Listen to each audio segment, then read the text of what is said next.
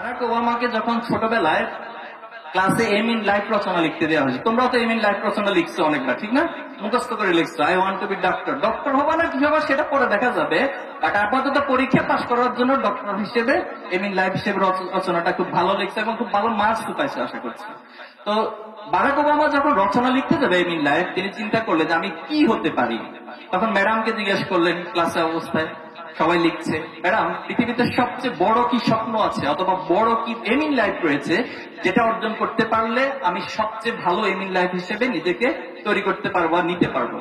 তখন ম্যাডাম চিন্তা করে বলল, যেহেতু আমেরিকা হচ্ছে পৃথিবীর পরাশক্তি, পৃথিবীর সবার উপরে তার দাপট রয়েছে, যে কোনো যেভাবে হোক, কলোনিয়ালি হোক, নিও কলোনিয়ালিজম হোক, যে কোনো মাধ্যমে হোক, সে পৃথিবীতে তার পরাশক্তিকে স্টাবলিশমেন্ট করতে পারছে। তো তখন ম্যাডাম বলল যে তুমি যদি আমেরিকার প্রেসিডেন্ট হতে পারো, এটা পৃথিবীর সবচেয়ে সেরাই মিললে। তখন বারাক ওবামা সেখানে লিখলেন, I want to B the president United states. এবং পরবর্তীতে তিনি যেটা করলেন যে আমেরিকার যত প্রেসিডেন্ট ইতিপূর্বে ছিল সবার বায়োগ্রাফি তিনি পড়লেন, সবার লাইফ স্টাইল তিনি পড়লেন, সবার একাডেমিক কি কোয়ালিফিকেশন ছিল সেটা তিনি পড়লেন, সবাই তার পার্টিকুলার জায়গায় কোথায় কোথায় স্কিল ছিল, এই সব কিছুকে তিনি একটা হোলিস্টিক জায়গা থেকে স্টাডি করে নিজের জন্য করণীয় ঠিক করলেন। এবং তার প্রমাণ আমরা দেখেছি যে তিনি পরবর্তীতে আমেরিকার প্রেসিডেন্ট হতে পেরেছেন।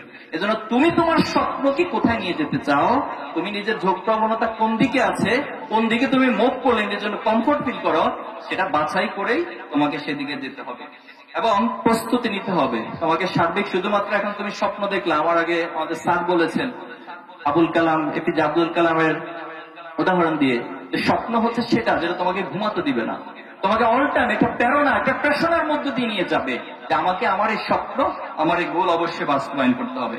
আর একটা কাজ করতে হবে, লেগে থাকতে হবে। তুমি যখন একটা স্বপ্ন অথবা একটা প্রচেষ্টার মধ্যে অল টাইম লেগে থাকবা, মনে করবা যে একটা না একটা পর্যায়ে তুমি অবশ্যই সফল হবা। তোমার টমাস আলভা এডিসনের কাহিনী জানো, তিনি ছোটবেলায় ওনাকে শিক্ষক তার মায়ের কাছে চিঠি লিখেছিলেন যে আপনার সন্তান এতটাই অপদার্থ অথবা তার জ্ঞানের এতটাই স্বল্পতা, মেহরবানি করে তাকে স্কুল থেকে নিয়ে যান, সে আমাদের এই স্কুলে পড়ার মতো যোগ্যতা নাই। অথচ সেই টমাস আলভা এডিসন পৃথিবীতে একটা চমক লাগানো কাজ করেছেন। আজকে যে বৈদ্যুতিক বাল্ব সেটা তিনি আবিষ্কার করেছেন, এই বৈদ্যুতিক বাল্ব আবিষ্কার করতে গিয়ে তিনি 10,000 বারের বেশি প্রচেষ্টা করেছেন, প্রত্যেকবার ব্যর্থ হয়েছেন। এবং পরবর্তী তিনি বলেছেন প্রত্যেকটি ব্যর্থতা আমাকে আমার সফলতার দিকে ধাবিত করেছে এবং নতুন নতুন লেসন আমাকে দিয়েছে, যাতে করে আমি চূড়ান্তভাবে সফল হতে পারি। এজন্য আমাদের পরামর্শ থাকবে যে তোমরা তোমাদের আলটিমেট জায়গাতে লেগে থাকা এবং স্বপ্নের পথে অবিচল হেঁটে যাও। পারবা না ইনশাল্লাহ? ইনশাল্লাহ। এখন আসো যে ভাই এগুলো তো আমরা সবই করতে পারি, ছাত্র শিবিরের আয়োজনের কি দরকার, ছাত্র শিবিরের এত কিছু বলার কি প্রয়োজন, এটা তো আমার শিক্ষকরা বলে, আমার বাবা মাও বলে, আমিও জানি, সবাই জানি। তাহলে ছাত্র শিবিরের এখানে করণীয় কি? ছাত্র শিবির তোমাকে কিছু হোক স্বপ্ন জাগিয়ে দিবে। মানুষ সবসময় স্বপ্নের ভিতরে একটা দোলাচলের মধ্যে থাকে, একটা উত্থান পতনের মধ্যে থাকে। মানুষের লাইফটা সবসময় একটা স্ট্যাটিক ওয়েতে চলে না, এটা একটা ডাইমেনশনাল ওয়েতে চলে। বিভিন্ন সময় বিভিন্ন ভাবে আমাদের এই ডাইমেনশনটা চেঞ্জ হয়, উত্থান পতন হয়। তো ছাত্র শিবির তোমাকে সেই স্বপ্নটা ধরে রাখতে, তুমি যেন মোটিভেটেড থাকো, তোমার ভিতরে যেন একটা বুস্ট আপ হয়, পিছন থেকে তোমাকে শক্তি যোগায়, ছাত্র শিবির নানান আয়োজনের মধ্য দিয়ে সেই কাজগুলো করে থাকবে। এরপরে তোমাকে একটা গাইডলাইন দিবে, বাস্তবিক অর্থে তুমি আসলে সেখানে কিভাবে যেতে পারো, একটা স্টেপ থেকে এক স্টেপ কিভাবে যাবা, তুমি বিশ্ববিদ্যালয়ে কিভাবে চান্স পাবা। আমার এখনো মনে আছে ছাত্র শিবিরের ভাইয়েরা আমাদেরকে বিশ্ববিদ্যালয়ে যখন ভর্তি পরীক্ষা দেব তার আগে গাইডলাইন দিতেন এবং অল টাইম আমাদের পিছনে লেগে থাকতে একটা ব্রিজিং সিস্টেমের মধ্য দিয়ে যে তোমাকে এখানে চান্স পেতে হবে এবং যা যা প্রস্তুতি প্রয়োজন সেটা আমাদেরকে করতেন। এবং ছাত্র শিবির তোমাকে শুধু ছাত্র জীবনেই না, তুমি যখন প্রফেশনাল লাইফে যাবা সেখানেও তোমাকে একটা গাইডলাইন দিবে, কোন প্রফেশনে যাবা, কোন প্রফেশনে গেলে সবচেয়ে ভালো করতে পারবা। এবং সেই প্রফেশনে আমাদের যারা এক্সপার্ট রয়েছে, আমাদের যারা অ্যালামনাই রয়েছে, আমাদের যারা সাবেক রয়েছে, তাদের সাথে তোমাদের একটা ব্রিদিং ছাত্র শিবির করে দিতে পারে। এরপর হচ্ছে আমরা বিভিন্ন ট্রেনিং এবং বিভিন্ন প্রজেক্টের মধ্য দিয়ে, বিভিন্ন স্টেপস গ্রহণের মধ্য দিয়ে মূলত তোমাদেরকে তোমাদের লক্ষ্যে পৌঁছার ক্ষেত্রে সহযোগিতা করে থাকে। এবং মনে করবা ছাত্র শিবির স্কুল লাইফ, একজন ছাত্রের স্কুল লাইফ থেকে শুরু করে তার বিশ্ববিদ্যালয় এবং একাডেমিক টোটাল লাইফ নিয়েই ছাত্র শিবির কাজ করে থাকে। এখন আসো, আমাদের পিতামাতাকে যদি প্রশ্ন করা হয় যে আপনার সন্তানের কাছে কি চান, পিতামাতা বলবে যে আমি আমার সন্তানের কাছে একটা A+ চাই, আর কিচ্ছু চাই না। তো বলা হলো যে আপনার সন্তান যদি সমাজের সবচেয়ে নষ্ট হয়ে যায়, পিতামাতা বলবে নষ্ট হোক আর জাহান্নামে যাক, আমার কোনো আপত্তি নাই, আমি আমার সন্তানের কাছে শুধু একটা A+ চাই। আমি কি রাইট বলছি না রং বলছি? রাইট বলি না, রং বলছি। একটা পিতামাতা তুমি খুঁজে পাবা না তিনি বলবে যে আমার সন্তান অমানুষ হয়ে যাক, আমার সন্তান নষ্ট হয়ে যাক, আমার সন্তান জাহান্নামে যাক, কিন্তু আমি A+ চাই। এটা কোনো পিতামাতা বলবে না।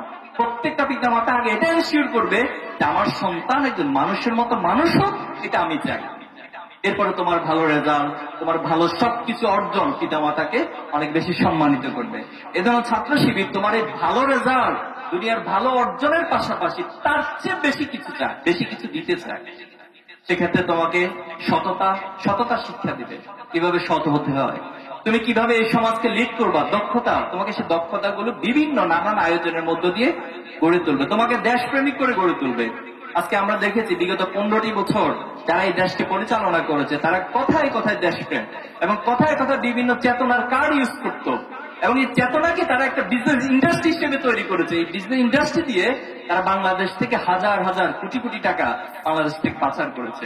অথচ সত্যিকারের দেশপ্রেম, সত্যিকারের যে দেশপ্রেম প্রয়োজন সেটা তারা কখনো করতে পারেনি। যেন ছাত্র শিবির আমাদের মাঝে দেশপ্রেম নৈতিকতার সমন্বয় মূলত করতে চায়।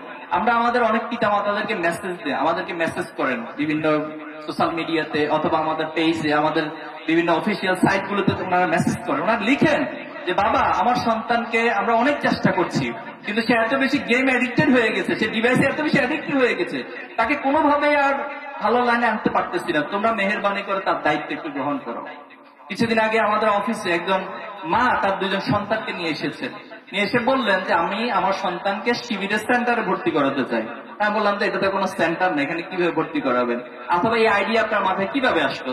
তিনি বললেন যে আমরা অনলাইনে তোমাদের কাজগুলো দেখেছি, তোমাদের কথাগুলো শুনেছি, তোমাদের যে একটা সিলেবাস সিস্টেম রয়েছে, তোমরা কিভাবে একজন ছাত্রকে গড়ে তোলো, টোটাল স্টাডি আমি করে এসেছি, এবং আমার কাছে মনে হয়েছে আমি যদি আমার সন্তানকে তোমাদের হাতে দিতে পারি, তোমাদের এই সিস্টেমের মধ্য দিয়ে দিতে পারি, তোমাদের এই পরিবেশে অন্তর্ভুক্ত করতে পারি, তাহলে আমার সন্তান অ্যাটলিস্ট নষ্ট হবে না, খারাপ হবে না, সে ভালো মানুষের মতো মানুষ হবে। তাহলে আজকে পিতা মাতাদের যে প্রত্যাশা, ছাত্র শিবির মূলত সেই একই প্রত্যাশার কাজগুলোই তোমাকে আমাকে আমাদেরকে দিয়ে করিয়ে দিবে। আমরা আরেকটা বড় বিষয় যে জুলুম নির্যাতনের মূলোচ্ছেদ করা। ছাত্র শিবিরে তুমি যদি কর্মপদ্ধতি পড়ো তুমি সেখানে পাবা ছাত্র শিবির 1977 সালে ঠিক করেছে আল্লাহর এই জমিনে সকল প্রকার জুলুম নির্যাতনের মূলোচ্ছেদ করে আমরা ভ্রাতৃত্ব এবং ন্যায়ের সদর উপর একটা আদর্শ সমাজ প্রতিষ্ঠা করতে চাই। আজকে দেখো তুমি যদি 2024-কে কোশ্চেন করো, 2024 তোমার আদর্শিক ভিত্তি কি? তুমি কোন থিমের উপরে এত বড় একটা আন্দোলন করেছো? তুমি কি জাস্ট একটা আন্দোলন করেছো, নাকি একটা তোমার আদর্শিক পজিশন রয়েছে? তুমি সেখানে খুঁজে পাবা যে দীর্ঘদিন যাবৎ এই সমাজে যে অন্যায় হয়েছে, যে জুলুম হয়েছে, যে নির্যাতন হয়েছে, এই সাতক্ষীরাবাসীও তার প্রমাণ। এই সাতক্ষীরাতে আমরা দেখেছি যে বুলডোজার দিয়ে মানুষের ঘর বাড়ি ভেঙে দেওয়া হয়েছে। কারণ কি? কারণ হচ্ছে তিনি হয়তো ইসলামী ছাত্র শিবির করেন, অথবা জামাত ইসলাম করেন, অথবা তিনি ইসলামী মূল্যবোধে বিশ্বাস করেন, অথবা তিনি ভালো মানুষ, অথবা তিনি অন্যায়ের প্রতিবাদ করেন। সেই মানুষগুলোর বাড়িঘরকে বুলডোজার দিয়ে ধ্বংস করা হয়েছে। হয়েছে না? হয়েছে। এরপরে আমাদের পরিচিত অনেকজনকে আমি পেয়েছি, আমার বিশ্ববিদ্যালয় লাইফে অনেককে পেয়েছি। তিনি বিদেশে যাবেন উচ্চশিক্ষার জন্য, আইএলটিএস এর জন্য তার বাবা গরু বিক্রি করেছেন, গাছ বিক্রি করেছেন, গাছ বিক্রি করে সে টাকাগুলো রেখেছেন তার সন্তানের আইএলটিএস জিআরইর জন্য পরীক্ষা দিবেন, অথবা বিশ্ববিদ্যালয়ের অ্যাপ্লিকেশনের জন্য তাকে টাকা পাঠাবেন। অথচ সেই টাকাগুলো পর্যন্ত এ সমাজের যারা জুলুমবাদ ছিল, যারা আওয়ামী ফ্যাসিবাদ কায়েম করেছিল, তারা সেই টাকাগুলো লুটপাট করে ঘর থেকে নিয়ে এসেছে। কতটা নির্মম ঘটনা এগুলো। তাহলে আজকে যে জুলাই এবং আগস্টে আমরা যা পেয়েছি, যা অর্জন করেছে, সবকিছুর মূল ভিত্তি ছিল এই সমাজ থেকে জুলুম এবং নির্যাতন মূলোচ্ছেদ করা। তাহলে ছাত্র শিবির 1977 সালে আমরা যে চিন্তা, যে লক্ষ্য ঠিক করেছি, আজকে 2024 এবং 25 এসে সেটা বাংলাদেশের আপামর মানুষের, সাধারণ শিক্ষার্থীদের সবার লক্ষ্য, সবার উদ্দেশ্যে পরিণত হয়েছে। এজন্য আমরা চাই যে এই সমাজ থেকে আলটিমেটলি জুলুম এবং নির্যাতনের মূলোচ্ছেদ হবে। পার্সোনালি এখানে একটা প্রশ্ন এসেছিল যে ছাত্র শিবির করার ক্ষেত্রে আপনাকে কোন বিষয় অনুপ্রাণিত করেছে? দেখো, শিবির হিসেবে কেউ জন্ম নেয় না। শিবিরের কেন্দ্রীয় সভাপতি যারা থাকে তারাও একটা সময় শিবিরের বিরোধিতাই করে, আমরাও বিরোধিতা করেছিলাম। ভাইদেরকে বিভিন্ন প্রশ্ন করতাম যে ভাই আপনারা রক কাটেন, আবার এত সুন্দর সুন্দর কথা বলেন করে, এই কোশ্চেন আমরা অহরহ করেছি। তো পরবর্তীতে দেখেছি যে আসলে এই যে একটা মিথ, একটা প্রোপাগান্ডা, এটার সাথে বাস্তবতার কোনো মিল থাকতো না। যে বিষয়গুলো আমরা রাসূলুল্লাহ সাল্লাল্লাহু আলাইহি ওয়াসাল্লামের ক্ষেত্রে দেখতাম, আল্লাহ রাসূলুল্লাহ সাল্লাল্লাহু আলাইহি ওয়াসাল্লাম নিঃসন্দেহে আল্লাহর পক্ষ থেকে পাঠানো, শুধু আল্লাহর পক্ষ থেকে স্বীকৃতি নয়, বরং দুনিয়াবি যত একাডেমিশিয়ান ছিল, যেভাবে যত স্কলার ছিল, তারাও তাদের গবেষণা থেকে দেখিয়েছেন যে পৃথিবীতে মানবীয় জায়গা থেকে শ্রেষ্ঠতম স্থান দখল করে আছেন মোহাম্মদুর রাসূলুল্লাহ সাল্লাল্লাহু আলাইহি ওয়াসাল্লাম। এটা শুধুমাত্র তার ব্যক্তির গুণাবলী নয়, একজন লিডারশিপের গুণাবলী, একজন ফ্যামিলির প্রধানের হিসেবে গুণাবলী, একজন তার নেতা হিসেবে অথবা সমাজ পরিচালক হিসেবে যত দিক রয়েছে সব দিক থেকে সেরা মানুষ হচ্ছে রাসূলুল্লাহ সাল্লাল্লাহু আলাইহি ওয়াসাল্লাম। অথচ তুমি হিস্ট্রি পড়লে পাবা যে সে মোহাম্মদ রাসূলুল্লাহ সাল্লাল্লাহু আলাইহি ওয়াসাল্লামকে সে সমাজে যারা জাহিলিয়াতের সমাজে ছিল তারা পাগল বলতো, নাউযুবিল্লাহি মিন যালিক। এরপর বলতো তিনি হলেন জাদুকর, তিনি হচ্ছেন বিভিন্ন ধরনের জাদু দিয়ে মানুষকে আকৃষ্ট করে, তিনি গণক, তিনি কবি। তো যখন এই প্রোপাগান্ডা গুলো চালানো হতো তখন আরবের মানুষরা, মক্কার মানুষরা আল্লাহ রাসূল সাল্লাল্লাহু আলাইহি ওয়াসাল্লাম দেখতে যেতেন, এই পাগলটা কেমন একটু দেখে আসি, এই গণকটা কেমন একটু দেখে আসি, এই জাদুকর কেমন একটু দেখে আসি। তো যখন তারা দেখতে যেতেন তারা এই বাস্তবতার সাথে আর প্রোপাগান্ডার সাথে কখন মিল খুঁজে পেতেন না। পরবর্তী দেখা তারাই আল্লাহ রাসূলের প্রতি আকৃষ্ট হতেন এবং তারা ইসলাম গ্রহণ করতেন। আমাকে পার্সোনালি যদি প্রশ্ন করা হয় যে আপনাকে কোন বিষয়গুলো বেশি আকৃষ্ট করেছে, আমি যখন এসএসসি এবং দাখিলে A+ পেয়েছিলাম তো তখন একটা A+ সংবর্ধনা হয়েছিল। সেই সংবর্ধনা প্রোগ্রামে দায়িত্বশীলদের পক্ষ থেকে এত চমৎকার বিষয়গুলো তুলে ধরা হয়েছে যেটা আমার চিন্তার জগতে অথবা আমার ব্যক্তিগত লাইফের পরিকল্পনা গ্রহণের ক্ষেত্রে, আমার লক্ষ্য স্থির করার ক্ষেত্রে অনেক বেশি সহযোগিতা করেছিল এবং সেখান থেকে একটা আকর্ষণ ছাত্র শিবিরের প্রতি তৈরি হয়েছিল। আরেকটা প্রোগ্রাম আছে ছাত্র শিবিরে, তোমরা হয়তো অনেকে জানবা, শব্দেদারি প্রোগ্রাম, এটাকে বলা হয় নৈশ ইবাদত। তো একদিন আমাকে দাওয়াত দেওয়া হলো, একটা মসজিদে গেলাম রাতের বেলায়, যাওয়ার পরে শুরুতে দার্স অর্থাৎ কোরআন থেকে আলোচনা হলো এবং শেষটাতে আমাদেরকে অর্থাৎ মাঝখানে ঘুমাতে দেওয়া হলো, আবার ঘুম থেকে জাগিয়ে সবাই তাহাজ্জুদের নামাজ পড়ে দোয়া করলো। এই দোয়ার পয়েন্টে গিয়ে আমি একটু নতুন করে ছাত্র শিবির সম্পর্কে ভাবলাম। যিনি দোয়া করেছিলেন একজন দায়িত্বশীল, মানে এত বেশি কান্নাকাটি করে আল্লাহর কাছে দোয়া করা যায়, এত আবেগ নিয়ে আল্লাহর কাছে দোয়া করা যায়, আমার কাছে মনে হয় সেদিন আমি প্রথম দেখলাম। এবং সেখানে শুধু নিজের জন্য না, নিজের জন্য দোয়া করছেন, বাবা মায়ের জন্য দোয়া করছেন, সমাজের মানুষের জন্য দোয়া করছেন এবং লাস্টে একটা পয়েন্টে পেলাম তিনি দোয়া করতেছেন যে আল্লাহ যারা আমাদের বিরোধিতা করে, যারা আমাদের শত্রুতা করে তাদেরকে তুমি হেদায়েত নসিব করো, তাদেরকে তুমি বুঝার তৌফিক দান করো, আমরা তাদের কোনো ক্ষতি চাই না। এই যে বিষয়গুলো, এটা আমাকে অনেক বেশি অনুপ্রাণিত, অনেক বেশি আকর্ষিত করা হয়েছে। ছাত্র শিবিরের এই দুটো জিনিস আমি বললাম, এরকম তুমি শত শত পয়েন্ট পাবা, শত শত বিভিন্ন ইস্যু পাবা, কেস পাবা, ছাত্র শিবির ইন্টারনালি এই বিউটিগুলি চর্চা হয়, অনেক বেশি সৌন্দর্য চর্চা ছাত্র শিবির করে থাকে। আমরা তোমাদেরকে ছাত্র শিবির আজকের পরে কালকে সবাইকে সাথে সাথে হয়ে যেতে হবে এটা বলবো না, তোমাদেরকে বলবো তোমরা ছাত্র শিবির সম্পর্কে জানার চেষ্টা করো।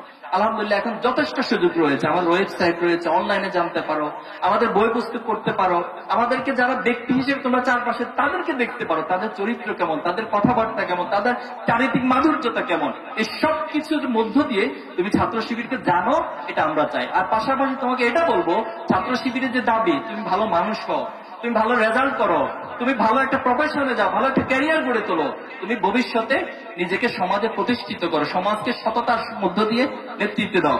আশা করি অন্তত এই কথাগুলোর সাথে তোমরা একমত হবা এবং এই কথাগুলো মানার জন্য তোমরা চেষ্টা করবা, পারবা না ইনশাআল্লাহ? একটা কথা মনে রাখবা, ছাত্র শিবির টোটাল তার কার্যক্রমকে যদি তুমি ভাগ করো, তুমি পোর্শনে পাবা যে অনলি 10% আমরা প্রচলিত ধারার রাজনীতি করি, আর 90%ই পাবা একজন ছাত্রকে কিভাবে করে তার ছাত্রত্বের জায়গা, তার একাডেমিক জায়গা, তার ক্যারিয়ার জায়গা সাউন্ড করে গড়ে তোলা যায়, তাকে কিভাবে নৈতিকতা সমৃদ্ধ একজন মানুষ হিসেবে তৈরি করা যায়, সকল আয়োজনগুলো তুমি সেখানে খুঁজে পাবা। আমরা কিছুদিন আগে সায়েন্স টেস্ট করেছিলাম, সেই সায়েন্স টেস্টে যারা টপ হয়েছে এর মধ্যে থেকে একজন কিছুদিন আগে আমেরিকাতে গিয়েছেন এবং আমেরিকায় গিয়ে একটা ওয়ার্ল্ড কম্পিটিশনে তিনি 2nd পজিশন স্থান লাভ করেছেন।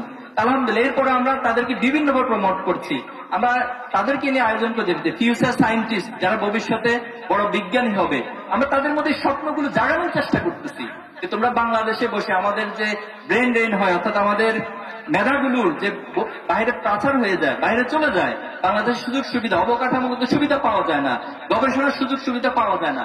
আমরা তাদেরকে বলছি যে তোমরা উদ্যোগ গ্রহণ করো, ছাত্র শিবির ইনশাল্লাহ আমাদের তোমাদের পাশে থাকবো এবং আমরা চাই এই বাংলাদেশ থেকে আগামী দিনে বড় বিজ্ঞানী, বড় ধরনের বাংলাদেশকে পরিচালনা, বিশ্বকে নেতৃত্ব দেওয়ার জন্য মানুষ তৈরি হবে। তো আমাদের এই টোটাল কার্যক্রমের 90% তুমি মানুষ গড়ার সিস্টেম, মানুষ গড়ার কর্মসূচি পাবা, আর 10% যেটা রাজনীতি করে এর মধ্যে ম্যাক্সিমাম হচ্ছে সমাজের যে অসঙ্গতিগুলো রয়েছে, সমাজের যে জুলুম রয়েছে, সমাজে যে অন্যায় হচ্ছে সেগুলোর প্রতিবাদ অথবা সেগুলো যেন সমাজ থেকে নির্মূল করা যায়, এই প্রসঙ্গে আমরা কাজ করে থাকি। আমাদের নারী ইস্যু, যেখানে বোনেরা আছেন তোমরা, নারী ইস্যুতে ছাত্র শিবিরকে এক ধরনের বিদ্বেষপূর্ণ হিসেবে উপস্থাপন করা হয়। ছাত্র শিবির নারী বিদ্বেষী, অথবা ছাত্র শিবির জোর করে কাউকে বোরকা পরিয়ে দিবে, এ ধরনের বিভিন্ন প্রোপাগান্ডা আমাদের বিরুদ্ধে বলা হয়। দেখো, ইসলাম আমাদের জন্য যা বলে, একজন মুসলিম হিসেবে তোমার দায়িত্ব কর্তব্য হচ্ছে সেটা তুমি পালন করবা। ছাত্র শিবির এই কথাটা বলে, এটা তো আমাদের জন্য অন্যায় না। তুমি একজন অন্য ধর্ম, তুমি হিন্দু ধর্ম অবলম্বন করতে পারো, তুমি খ্রিস্টান হতে পারো, তুমি যে কোনো ধর্মের অবলম্বন করতে পারো। আমাদের কথা হচ্ছে তুমি তোমার ধর্মীয় অন্তত অনুশাসন, ধর্মীয় অনুশাসনকে যদি কেউ মানো, পৃথিবীর কোনো ধর্ম মানুষকে নষ্ট হইতে বলে না, মানুষকে খারাপ হয়ে যেতে বলে না, মানুষকে অশ্লীল হতে বলে না। তুমি অন্তত সেই বেসিক প্রিন্সিপাল গুলোকে ফলো করো। আমরা এই কথাগুলো বলো। তো এই নারীর ক্ষেত্রে যদি তুমি তাকাও, যে জাহিলিয়াদের যে সময় ছিল, আল্লাহ সাল্লাম যখন দুনিয়াতে এসেছেন, তখন নারীরা ছিল সবচেয়ে ঘৃণিত একটা বস্তুর মতো, তাদেরকে বিবেচনা করা হতো। তুমি ইতিহাসগুলো পড়ে দেখিও। এবং নারী সন্তান যদি কোনো পিতামাতা জন্মগ্রহণ করতো, অর্থাৎ সেই পিতামাতা সেই নারী সন্তানকে জীবিত হত্যা করত, জীবিত মাটির মতো পুঁতে ফেলতো, এতটা তারা লজ্জাবোধ করো নারী। অথচ ইসলাম এসে সে নারীকে সবচেয়ে সম্মানের আসনে আসীন করেছেন। তুমি এই হাদিসটা পাবা যে আল্লাহ রাসূলুল্লাহ সাল্লাল্লাহু আলাইহি ওয়াসাল্লামকে একবার জিজ্ঞেস করা হলো যে আল্লাহ রাসূল, পৃথিবীতে যদি সম্মানের দিক থেকে আমি কাউকে সম্মান করতে হয়, তাহলে সবচেয়ে বেশি সম্মান পাওয়ার হকদার কে? আল্লাহ রাসূল সাল্লাল্লাহু আলাইহি ওয়াসাল্লাম বলেছেন তোমার মা। এরপরে বলেছেন এরপরে কে? বল তোমার মা। এরপরে কে? তোমার মা। এরপরে বলেছেন তোমার বাবা। তার মানে মায়ের গুরুত্বটাকে কত বেশি দেওয়া হয়েছে।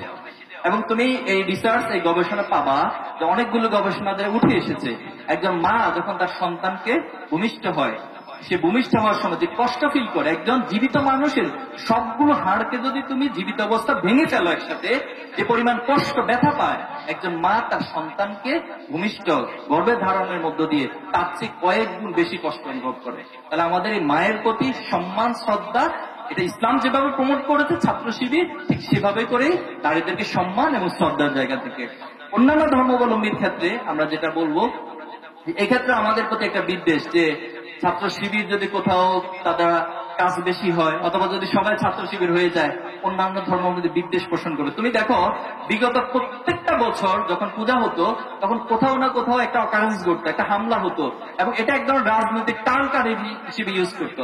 অথচ গত বছর যখন জুলাই এবং আগস্টের পর পূজা হয়েছিল, আমাদের ভাইয়েরাই সেখানে ধর্মীয় উপাসনালয় পাহারা দিয়েছিল, যাতে করে কেউ এই ধরনের সম্প্রীতিগুলো নষ্ট করতে না পারে। এবং এই বছর দেখবা তুমি একটা ঘটনা, একটা কেস বাংলাদেশে খুঁজে পাবা না। তো তার মানে হচ্ছে আমাদের পার্শ্ববর্তী রাষ্ট্রের যারা, তারা আমাদের এই দেশকে বলে আমরা সাম্প্রদায়িক সম্প্রীতি নষ্ট করি, আমরা হচ্ছে বিভিন্ন জায়গায় হামলা করি, এগুলো সম্পূর্ণ তাদের প্রোপাগান্ডা। বরং তারাই সবচেয়ে ধর্মীয় বিদ্বেষ, তাদের দেশে এই কাজগুলো তারা পরিচালনা করে। তুমি আল্লাহ রাসূলুল্লাহ সাল্লামের যুগে পাবা একজন বৃদ্ধ মহিলা, তাকে সবাই বললো যে আজকে মোহাম্মদ যাকে যেখানে পাচ্ছে হত্যা করছে। কেন? মোহাম্মদ আজকে মক্কা বিজয় করেছে এবং যে ইসলাম গ্রহণ করবে না তাকে হত্যা করবে। আল্লাহ রাসূলুল্লাহ সাল্লাম যখন যাচ্ছিলেন, তো সে বৃদ্ধ মহিলার সাথেই দেখা। বৃদ্ধ মহিলা জিজ্ঞেস করলো যে আপনি কোথায় যাচ্ছেন? বলে যে আমি আমার বাড়িঘর ছেড়ে দিয়ে আমার এক আত্মীয়ের বাড়ি আছে, সেখানে চলে যাচ্ছি। কেন? মোহাম্মদ আজকে সবাইকে হত্যা করে ফেলতেছে যে ইসলাম গ্রহণ করবে না। কি ভয়াবহ কথা! এটা কার সামনে বলছেন? মুহাম্মদ সাল্লাল্লাহু আলাইহি ওয়াসাল্লামের সামনেই বলছেন। মুহাম্মদ সাল্লাল্লাহু আলাইহি ওয়াসাল্লাম মনে মনে হাসলেন। আসার পরে বললেন যে আপনি তো বৃদ্ধ মানুষ, এই ব্যাগপত্র তো নিতে পারছেন, এগুলো আপনি আমার কাঁধে দিন, আমি আপনাকে পৌঁছে দিই। তো ঠিক আছে, ভালো, এটা তো আমার জন্য উপকার হয়। আল্লাহ রাসূল সাল্লাল্লাহু আলাইহি ওয়াসাল্লাম সেই বৃদ্ধ মহিলার ব্যাগপত্র নিয়ে তার গন্তব্যে পৌঁছে দিলেন। গন্তব্যে পৌঁছে দেওয়ার পর তিনি যখন ফিরে আসছিলেন, জিজ্ঞেস করলেন যে বাবা, তুমি আমার জন্য তো অনেক কষ্ট করলা, অনেক কষ্ট করে আমাকে এখানে পৌঁছে দিলা, অনেক বিপদ থেকে তুমি আমাকে বাঁচাইলা, আচ্ছা তোমার পরিচয় বলো। বলে আমি নাম হচ্ছে মোহাম্মদ। বললো কোন মোহাম্মদ? বলে আপনি যে মোহাম্মদের ভয়ে পালিয়ে চলে আসতেছেন, আমি সেই মোহাম্মদ, এবং সেই মোহাম্মদই আপনাকে আপনার এই আসবাবপত্র, ব্যাগপত্র সহ এখানে পৌঁছে দিয়েছে। সুবহানাল্লাহ। তাহলে দেখো, একদিকে প্রোপাগান্ডা হয় একটা, আর বাস্তবতা হলো তার ভিন্ন। একবার এক বেদুইন মসজিদে এসে প্রস্রাব করে দিল, তখন অন্যান্য সাহাবায়ে আজমাইন যারা ছিল তারা উদ্যত হলো তাকে শাস্তি দিবে। কিন্তু আল্লাহ রাসূলুল্লাহ সাল্লাল্লাহু আলাইহি ওয়াসাল্লাম বললেন যে তোমরা পানি এনে মসজিদকে পরিষ্কার করে দাও। সে তো বুঝে না, না বুঝার কারণে সেটা হয়েছে। প্রিয় উপস্থিতি, তাহলে আমরা বাংলাদেশে এই সাম্প্রদায়িক সম্প্রীতির জায়গা, প্রত্যেকে তার ধর্মের যে অধিকার রয়েছে সেটা তাকে সেটা ভোগ করবে। কারো উপর হস্তক্ষেপ করা, জোর করা, কোনো কিছু ইসলাম যেভাবে সাপোর্ট করে না, ছাত্র শিবিরও কখনোই সেই বিষয়গুলোকে সাপোর্ট করে না। এজন্য আমরা আমাদের বিরোধিতাও যারা করেন, আপনারা জানেন কারা আমাদের বিরোধিতা করে। বিগত সময়ে তো একটা শ্রেণী করেছে, এবং তারা যখন চলে গিয়েছে, তারা যখন নিষিদ্ধ হয়ে গিয়েছে, এখন নতুন করে তাদের প্ররোচনায় পা দিয়ে একটা শ্রেণী আমাদের বিরোধিতা করছে। আমাদেরকে বিভিন্ন ট্যাগিং এ আগের মতো করে ট্যাগ দেওয়ার চেষ্টা করা হয়। সেজন্য আমরা তাদের জন্য দোয়া করি, তাদের জন্য আমরা অন্তরের মধ্যে ভালোবাসা পোষণ করি। আমরা কারোর সাথে হিংসাত্মক মনোভাব পোষণ করি না। তোমরা জানো যে তায়েফের ময়দানে আল্লাহ রাসূল সাল্লাল্লাহু আলাইহি ওয়াসাল্লাম যখন দাওয়াতি কাজ করতে গিয়েছে অনেক কষ্ট করে গিয়েছেন, কিন্তু আল্লাহ রাসূল সাল্লাল্লাহু আলাইহি ওয়াসাল্লামকে তারা অপমান করেছে। অপমান করে আল্লাহ রাসূল সাল্লাল্লাহু আলাইহি ওয়াসাল্লামের পিছনে ছোট ছোট বাচ্চাদেরকে লেলিয়ে দিয়েছেন এবং একটা পর্যায়ে আল্লাহ রাসূল পাথর দিয়ে আঘাত করলে রক্তাক্ত হয়ে গেলেন। আরো সে ফেরেশতাদের মধ্যে এটা নিয়ে এক ধরনের অস্থিরতা তৈরি হয়ে গেল এবং জিবরাইল আলাইহিস সালাম আল্লাহ রাসূল সাল্লাল্লাহু আলাইহি ওয়াসাল্লামকে আসলেন, এসে বললেন যে আল্লাহ রাসূল, আপনার উপর যেভাবে রক্তাক্ত করা হয়েছে, পাথর নিক্ষেপ করা হয়েছে, আপনি অনুমতি দেন, এখনই আমরা পাহাড় দিয়ে এই তায়েফবাসীকে নিঃশেষ করে দিব। তখন রাসূল সাল্লাল্লাহু আলাইহি ওয়াসাল্লাম বলেছিলেন, না, সেটা করা যাবে না, তারা তো বুঝে না, তারা না বুঝার কারণে এই কাজগুলো করেছে, কিন্তু আল্লাহ তাআলা অবশ্যই একসময় তাদেরকে বুঝদান করবেন। তোমরা জানো যে ওমর রাদিয়াল্লাহু তাআলা তরবারি নিয়ে বের হয়েছে আল্লাহ রাসূল সাল্লাল্লাহু আলাইহি ওয়াসাল্লামকে হত্যা করবেন, জানো তো ইতিহাস। তো প্রতিমধ্যে এমন কিছু ঘটনা ঘটলো, আল্লাহ রাসূল সাল্লাল্লাহু আলাইহি ওয়াসাল্লাম দোয়া করেছিলেন যে আল্লাহ তুমি ওমরাইন, দুই ওমর থেকে একজনকে কবুল করো ইসলামের জন্য।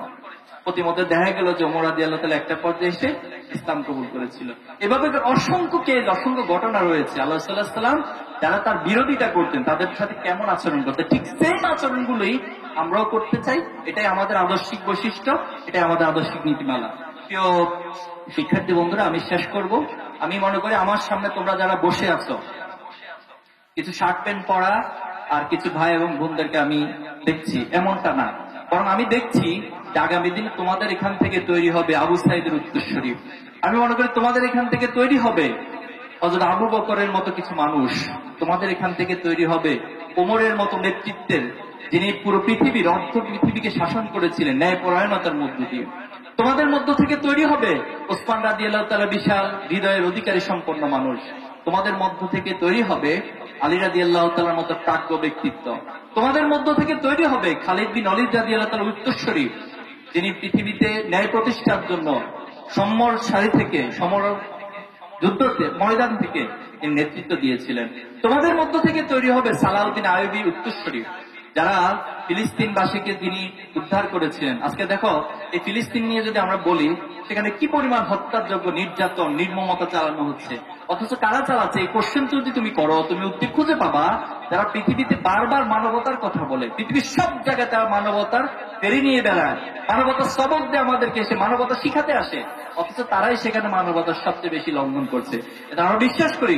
তুমি হয়তো আজকে সাতক্ষীরায় আছো, সাতক্ষীরায় কলেজে আছো, আগামী দিনে তুমি এই দেশ, জাতি এবং এই পৃথিবীর এই উম্মাকে নেতৃত্ব যেন তৈরি হবা, পারবা না ইনশাআল্লাহ?